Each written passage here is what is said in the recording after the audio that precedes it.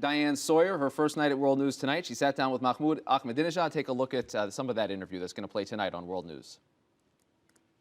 Critics of Iran saying this is the smoking gun. Have you been testing a neutron initiator? I think that some of the claims about our nuclear issue have turned into a repetitive and tasteless joke. Would you like to see this document? Is it a joke? No, I don't want to see this kind of document. These are some fabricated papers issued by the American government. Will you return to talks on nuclear issues? We have not closed the dialogue window. If they are ready, we are also ready to continue the dialogue and discussion. And we're joined now by Dana Milbank of the Washington Post, who writes an entertaining column. Runs a couple days a week at least. You're one of the harder working columnists. Every day they crack the whip. whip. Out there 5 days a week.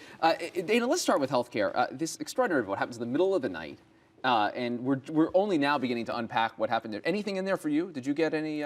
Oh, it was delightful. I was there till 2 in the morning. In fact, you can probably make out the bags under your eyes. The bags under the eyes today. But I wrote today about Senator Coburn, who's been very, very kind to my column over the years. But he suggested that all of Americans should pray that one of the Democrats didn't make it to the chamber last night. I wonder who he could have been thinking about.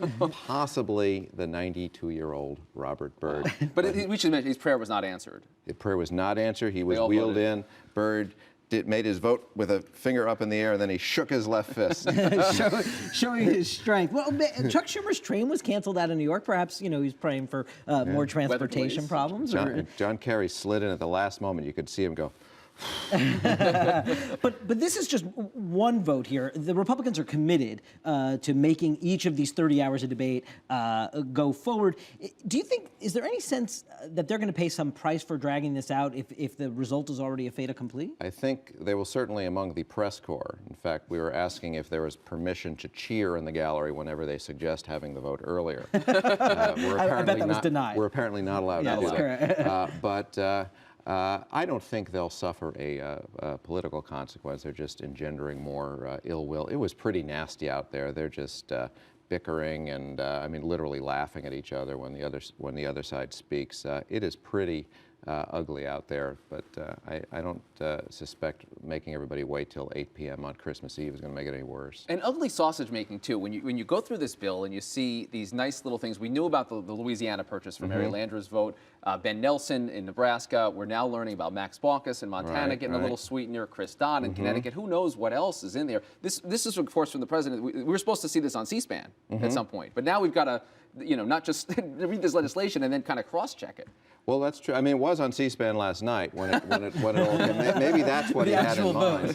Yes, the actual vote. The Republicans are having great fun with it. You mentioned the names they're coming up with each one now. Nelson's got the Cornhusker Kickback. There you go. It was originally called the Full Nelson, but they came up with a better one. And I think we can have so much fun with Dodd's Hospital in Connecticut. Although all yesterday they thought it was for Evan Bayh. Right. And I think the buy-off. The buy-off. They've created this bizarre, perverse incentive here. Who is going to ever agree to anything from now on? They all want to be that 60th vote, no matter what the legislation is, and they're going to hold out for their hospital or some highway to be named after them, or get a post office at least. Without a doubt. Talk a little bit, if you would, about the left of the Democratic Party, and if the president does have a real problem with the liberal base, or as Rahm Emanuel sort of suggests, they're already coming home and they're fine. Well, certainly Rahm Emanuel has a problem with the liberal base of the party right now, but that's not new. That's not his immediate concern.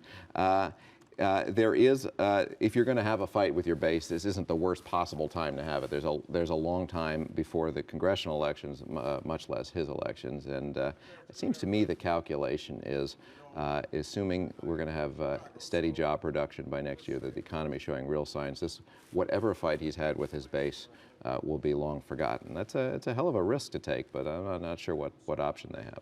Dana, I want to ask you this. One of your journalistic enterprises recently was trying to crash one of the White House press parties. Unsuccessful, we should note, in the wake of the Salahis. But do you have any advice for future crashers about ways to maybe game the system, or this is just on lockdown now? It's impossible. It was tricky. I mean, I got to the front of the line, and Josh Earnest, the deputy press secretary, said I actually would have gotten in had I worn a red sari.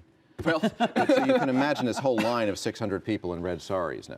right. Well, I guess that's one possibility. But Was it an earnest journalistic enterprise? I mean, were you really looking to get in there? I was left out of the annual holiday Christmas party. They have for us ink-stained wretches. They have it the night before the big lavish bash for you for you TV folks. And I was left out by the White House, but it got a little messy because in fact they also gave a bunch of tickets to the editors at the Post to hand out, and they didn't give me one either. You got snubbed twice. Really. I was really snubbed twice. Wow. In fact, if you guys would like to snub me today, if you could think of a way to With do that, we'll cut you off. Dana Milbank from the Washington Post. Check out his column at WashingtonPost.com and in the newspaper that still comes out. Thank every day you. as well. Thanks. That still comes Barely. out. Indeed it does. Thank you very much for being here, Dana. That does it for this edition of Top Line. Be sure to click us on again tomorrow. And Twitter.com/The Note. Keep the conversation going. Do Northwestern grads think that there should be a BCS or not? Like, what's the? I didn't poll Northwestern, right? But I don't have a the general sense. thought. I think